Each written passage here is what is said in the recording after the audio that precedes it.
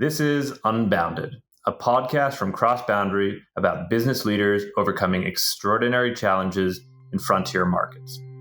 Each episode, we speak to a different entrepreneur, investor, or partner about how they are building businesses in markets that are often overlooked.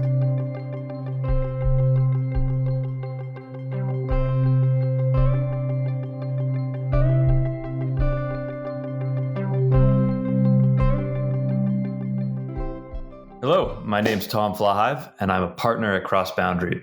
Today on Unbounded, we're going to be talking about the challenges and opportunities that global frontier markets offer to U.S. capital.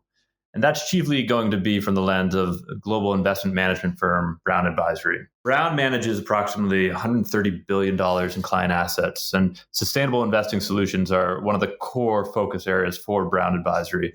I believe they manage about $35 billion of client assets, which are specifically focused on sustainable or value-aligned objectives. I'm joined by Lisa Abraham. She's an ESG research analyst at Brown. She's leading the integration of their ESG research across their sustainable fixed income strategies, and most recently has been helping to launch the global fixed income platform. Lisa began her career at Envest Microfinance Fund and later worked at the Millennium Challenge Corporation, assessing and reporting on the ESG impacts of U.S. government investments in frontier markets. Lisa, welcome. Thanks for joining me. Thank you, Tom. Glad to be here.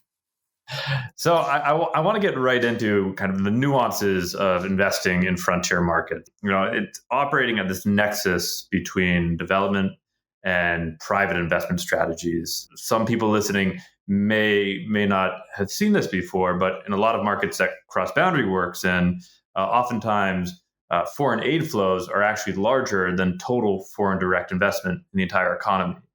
And so different than the US market, you have significant actors coming from the development community, the likes of USAID or the IFC or the MCC where you used to work. So Lisa, I guess my first question is tell us a bit about yourself and your time at MCC and how that now applies to your role working with investors at Brown Advisory. Yeah, so at MCC, I worked on our monitoring and evaluation team. So essentially, I was responsible for assessing the effectiveness of U.S. government-funded projects in frontier markets. So looking at how investments in healthcare training and infrastructure led to improved health outcomes, for instance.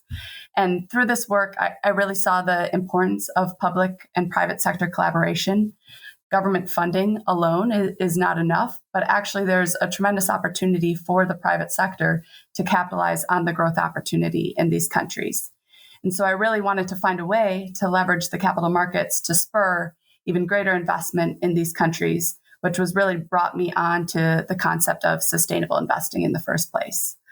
And the thing that I love about where I am now in fixed income specifically is that it's not just about investing in companies. We have the ability to invest in many different types of entities, allowing us to address many key environmental and social challenges, multiple angles. And one of the areas that I've been focused on recently is developing our ESG framework for assessing sovereign bonds. You want to find countries that will allocate their resources effectively, looking at indicators of corruption. You want to find countries that invest in their people, which is a key pillar for economic growth. And you want to find countries that have the foundations in place to ensure the long-term success of your project or investment. So finding countries that can take your financial contribution and use it to spur greater growth over time. Yeah, I think it's interesting thinking about how you look at it from the lens of working at key development stakeholder like MCC and now Brown as a private investor. There's so much overlap when you're looking at these markets. Are there any differences? I would imagine at MCC, sometimes you're also looking at markets that you can do the most impact. So you want to almost start from the market to have the most to improve. Whereas the lens of Brown, you're looking certainly from an ESG angle, but also looking for the strongest investment opportunities. What kind of differences do you see now that you wear a different hat? Yeah, absolutely. I think our sustainable investing strategies here at Brown Advisory, we equal weight performance and impact. And one of the things with fixed income in particular is a lot of companies and countries have to issue debt in order to finance a transition to become more sustainable, either through improving their environmental sustainability or addressing social challenges. And so they come to the public markets and issue the debt, and we have the ability to finance that transition more directly than you can in some of the other asset classes. So we definitely try to look at where a particular country or company is and where they're going. It's not just about how they're performing on ESG metrics today, but do we see a positive trajectory in the future, and can we be part of that? So, at least as you're thinking about sustainable investment, as it becomes more and more of an investor priority for you, your clients, there is a strong alignment between that and EM and frontier market investing in general. So how's Brown thinking about ESG when you're making these investments? Yeah, so to back it up a bit, I can give an overview of how we think about sustainable investing at Brown Advisory. We do have several sustainable investment strategies across public equities and fixed income. And focused on the fixed income piece, our overarching approach is fairly similar. And we really view ESG from two lenses, the risks and the opportunities. So when looking at a company, on the risk side, we'll look at factors such as human capital or supply chain resiliency. So factors that we believe may lead to operational disruptions or unforeseen expenditures. And then on the opportunity side, we look at how companies are proactively positioning themselves to be more resilient over the long term. And here we'll look at the product and service mix and how they're solving for environmental and social challenges, allowing them to offer a compelling value proposition to customers or consumers. And then we'll also look at the operational footprint, how they might be reducing energy or water use, which allows them to improve their energy or their operational efficiency and cut costs that way. And it's this opportunity piece where I think we can, as investors, play a very important role in emerging and frontier markets.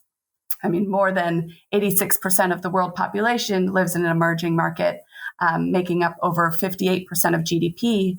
And that purchasing power will only continue to grow over time as they further develop. And so we're looking at how companies are factoring this into their longer term strategies and tapping into these largely underserved markets. So what are some examples? What are some public equities or fixed income strategies that you're looking at? Yeah, so a name that we've held in our fixed income strategies is Takeda Pharmaceutical, which is a Japan-based pharmaceutical company with a strong focus on expanding access to medicine in emerging markets. And one of its key focus areas is on non-communicable diseases, which currently accounts for 80% of the global burden of disease. And as we see a rising middle class in emerging and frontier markets, two things are happening. One, they're living longer as basic healthcare and standards of living improve, which means that infectious diseases will continue to play less of a threat and non-communicable diseases will become more common. And then the second thing that's happening is they'll have greater income and a greater ability to pay for healthcare. So today, while emerging markets comprise 13% of Takeda's revenues, they expect to more than double this by 2030. And then the last example that I mentioned is Bank Rakyat in Indonesia, which is the market leader in providing access to finance for micro, small, and medium enterprises. It has 53% market share of the microlending segment in Indonesia, which we see as a key competitive advantage. And it's been able to do this by offering very attractive interest rates, which it's been able to keep low by taking a community-based approach that has allowed it to also keep its non-performing loans low. So these are just a handful of examples. I think today, no matter where the company is domiciled, emerging and frontier markets are going to continue to make up a larger portion of their business. So it's important for companies to be thinking strategically. I'm interested on kind of the specific examples that you listed. Is that list getting longer and longer? Are you finding more and more companies that achieve both EM exposure and advance the ESG goals? Is it a search to find companies that hit all of your goals, or do you really have a large mass that you're picking from and it's just a growing list as you go. Yeah, so I think right now Brown Advisory is an exciting time as we're expanding our global strategies. So we'll be launching a global fixed income strategy and an international equity strategy. So our EM exposure will continue to go up. I think one of the big challenges with investing in EM is the lack of data and disclosure. They just aren't used to having the same level of transparency. But that's also why engaging with company management teams is a very important part of our process. And we do that whenever we can. And that's a way for us to go out in the market and let them know what we as investors are looking for. So hopefully we'll be able to continue to increase the level of data there, which will enhance our due diligence process over time. Yeah, so with that, I'd really like to focus in on fixed income a bit more and thinking about how EM Frontier compares to developed markets, especially when it comes to sovereign risk. As Brown and its clients look at investments globally more and more and look at fixed income, what opportunities, what risks, what nuances did you think about when launching Brown's global fixed income strategy? Applying an ESG lens to sovereign analysis is still rather nascent. And that was one of the biggest differences between our US-based fixed income strategies and the launch of our global fixed income strategy is that we would have a lot more exposure to sovereign bonds.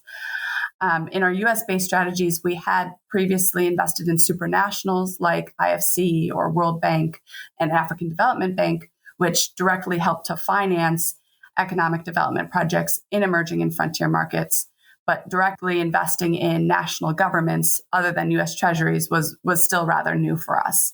We've built out our sovereign ESG framework over the last several months.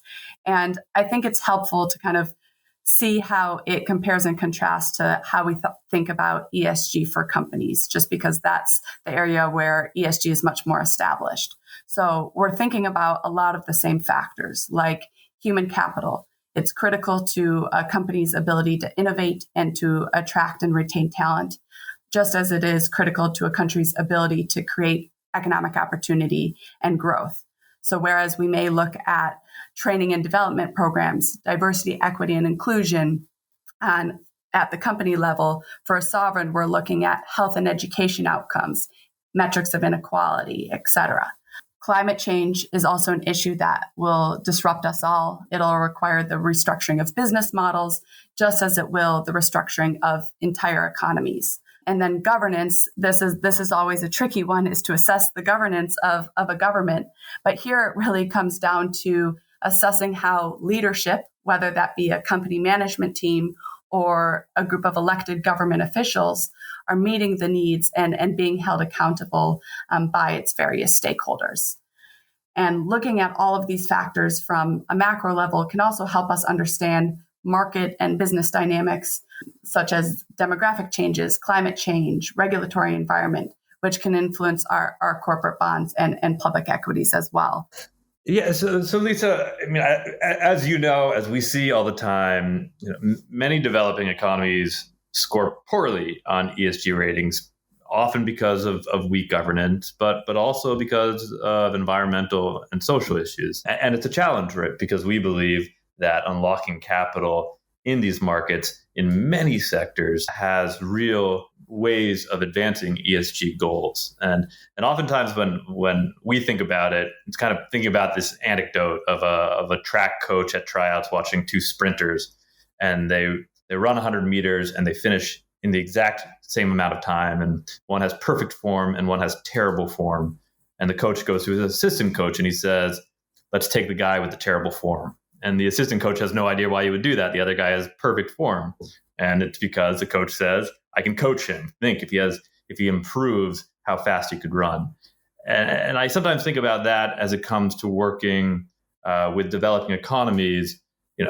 Are you motivated to go and work with the ones that actually align best with the ESG ratings as they're set?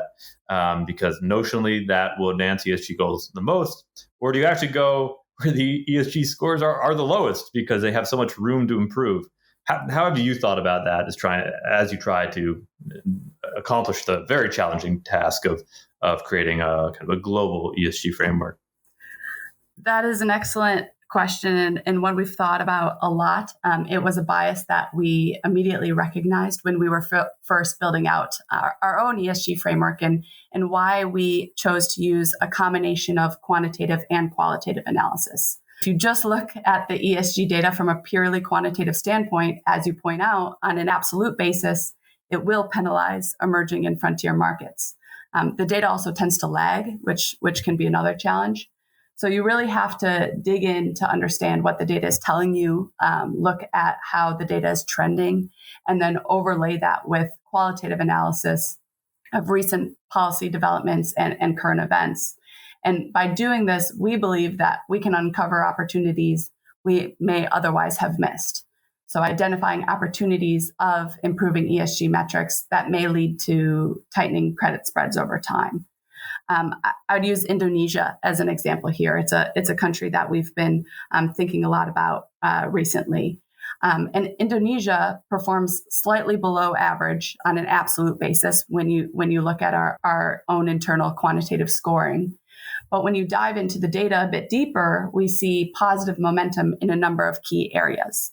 So their governance indicators have steadily improved over the last decade, coupled with positive momentum on economic opportunity, which we measure through employment levels, poverty reduction, and ease of doing business. And a strong focus on expanding access to education in recent years is an important step in positioning them to capitalize on the economic opportunity, which we believe may lead to greater economic growth prospects over time. On the environmental side, this is where it can get particularly tricky in emerging markets, especially as it relates to climate transition risk. While all countries will need to transition towards lower carbon economies, we recognize the need to balance that with energy security considerations and financial resource constraints. Indonesia is a major exporter and consumer of coal. It makes up 60% of their electricity generation. So while its current climate targets do not align with where we really need to be to stay under a 1.5 degree, we do note recent announcements to phase out coal power and to achieve carbon neutrality by 2060. And these are positive steps in the right direction. By lending to a country like Indonesia, we believe we can have greater bang for your buck and help support their investments in education and in their transition away from coal and towards cleaner energy. And this is a topic that we've talked a lot about with your team at CrossBoundary as well, on how we can perhaps look past traditional data points and better understand the risks and opportunities in emerging and frontier market sovereigns.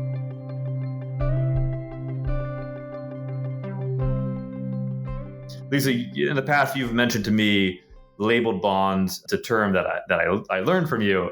I'd be very interested for you to tell me, our listeners, more about it and how it can help overcome some of the challenges that you and I have just been speaking about.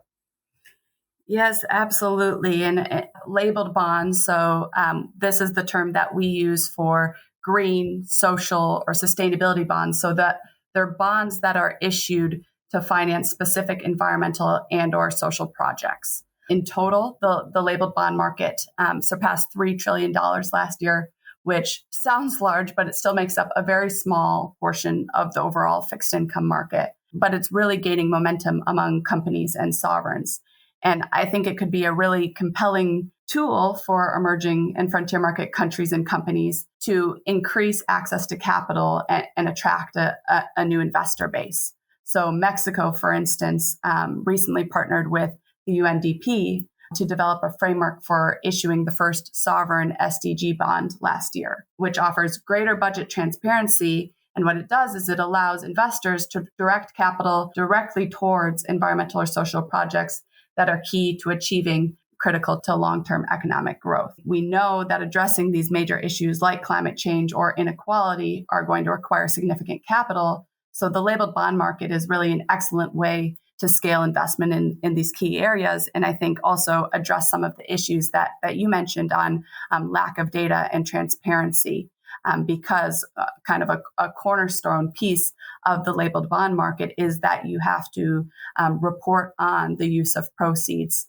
and earmark them towards specific projects, which can give investors a little bit more confidence that their dollars are going towards those projects that they think will be really key to the long-term success of that country or company. Do you think the future of ESG reporting and really the ratings behind it are going to be driven ad hoc by each investor? Are they going to be the special sauce of investment firms like Brown Advisory, or do you see the whole market moving to a more aligned definition of how you account for ESG? It's an excellent question, and I think one that we are actively following here. I think every day there's a new ESG data provider that's coming out. It's the big four that are paying attention to ESG, but it's also the credit rating agencies like Fitch, Moody's, S&P. They all have their own ESG ratings now. And I think what we always come back to is that sustainable investing as an investment philosophy requires you to take on your own understanding of ESG metrics. You can't just take one rating at face value. You really need to understand what's driving that rating. So if you don't do your own due diligence on the ESG risks and the opportunities, then its ability to lead you to improved investment outcomes is harder to achieve. So I think what we've seen is, two of the biggest ESG ratings providers out there are Sustainalytics and MSCI. And if you compare their scoring methodologies and the ratings for the same companies, you'll see rather wide dispersion. In one rating, one company may be rated at the top of MSCI's list and the bottom of Sustainalytics. And that really just comes down to the methodology. So I think for Brown Advisory, at least, we'll continue to have our own ESG research due diligence in-house. But I do certainly think that people are paying more attention to this. And I think naturally that will lead to some sort of convergence. So, Lisa, thanks for your time today. Just one final question, kind of as you look forward to trends on ESG investing and how those trends will apply both domestically and then throughout the globe and in frontier markets. Any interesting trends that you have your eye on? Yeah, I think what we talked about a little bit with the labeled bond market is something that we see a lot of growth potential there. We know that addressing these major issues like climate change and inequality are going to require significant capital. And we really view the fixed income markets as an excellent way to finance those investments. And we really want to be a part of that. Yeah, and I would say what I'm excited about as I look forward is there is a real groundswell of interest in the U.S. In investment, whether it's social, you call it social impact investment or sustainable investment or ESG investing. But there is a groundswell, typically coming from the younger generation, to invest not just for financial return and maximizing shareholder value, but also for the improvements of social, environmental, governance factors. And with CrossBoundary, so much of our work is in global frontier markets. And what I'm interested in is to see how much of that excitement that we're seeing in the US market, how it comes to be applied to unlocking capital in many markets where that capital could achieve significant development outcomes. And then over time, also seeing kind of a sharing of capital back and forth and seeing business models and investors in many of the markets where CrossBoundary already has an office looking to engage in many sustainable high growth sectors in the US as well.